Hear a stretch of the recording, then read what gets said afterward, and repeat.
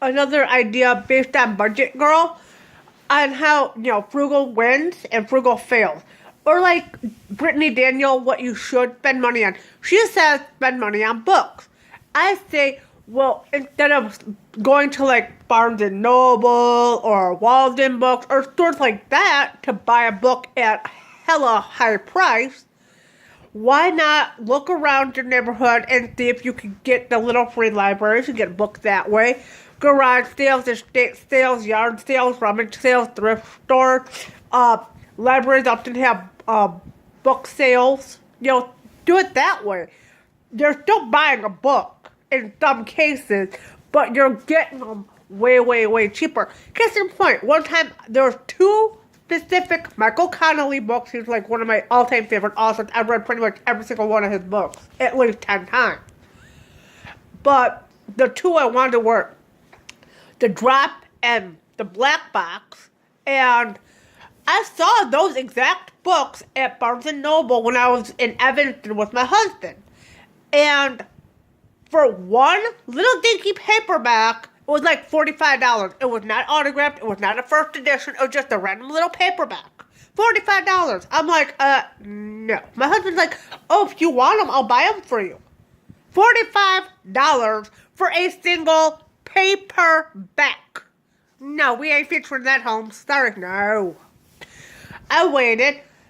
2 days later, I'm at my old neighborhood community center, the Howard Community Center in Rogers Park.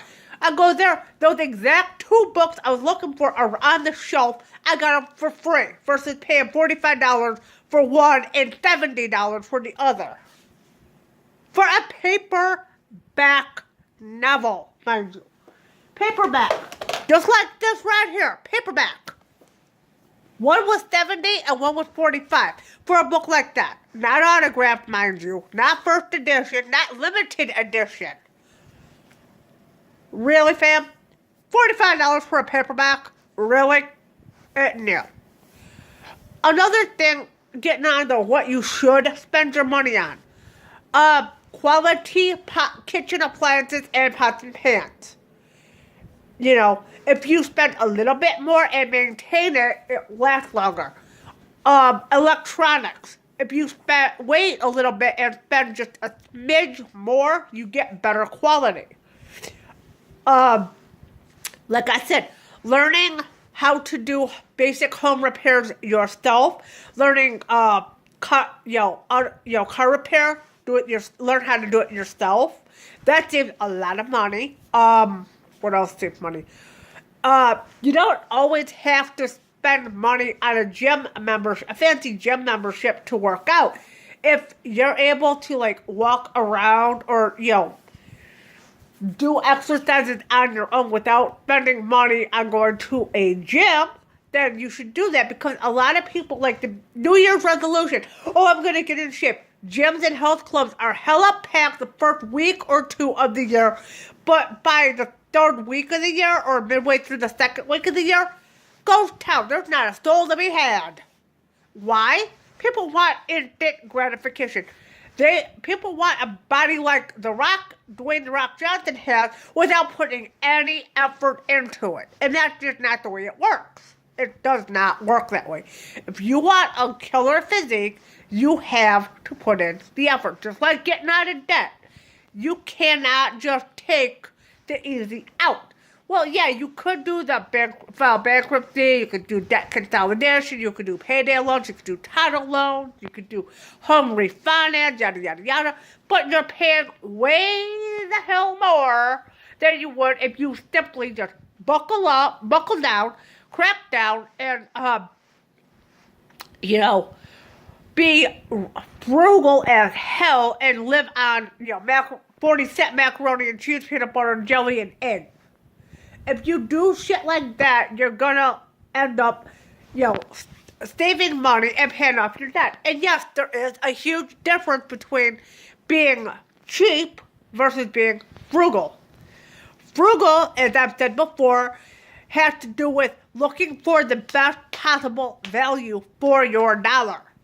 Not worrying about, this is the lowest cost. Like, when, case in point, Lydia Stanton had to replace the roof on her house because it was a hot mess. And then it just go with any old contractor slapping up asphalt shingles on the roof, which are going to have to be replaced pretty much every 6 months to a year.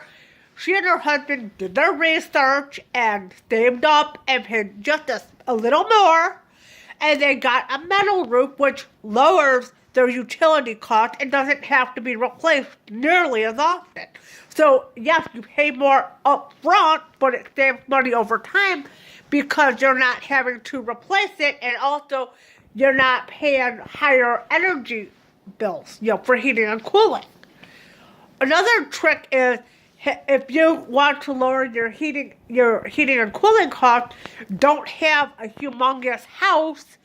And also, you make sure that your doors and windows aren't drafty as hell. Because, if your doors are real drafty, instead of getting a twin draft guard, get a pool noodle, cut it in a little bit shorter than the bottom of the door, slit it lengthwise, slap it over the door, boom, twin draft guard. It costs you maybe $2 versus buying an actual twin draft guard, which is like $50, $60 plus like shipping and handling, which then raises it to like almost $100 for something you could do yourself for maybe under $5. What's better, $5 or $100 for the same exact thing? Another thing too, when it comes to diet, yes, healthy food does sometimes cost a little bit more, but it saves you money because if you're buying nothing but pop and junk food and all you're eating is unhealthy, you're living an unhealthy lifestyle and you're eating an unhealthy diet, you're going to spend way more in medical costs because you got all these health issues. Like respiratory problems, mobility issues, joint problems, diabetes, high blood pressure, high cholesterol, clogged arteries, obesity-related problems.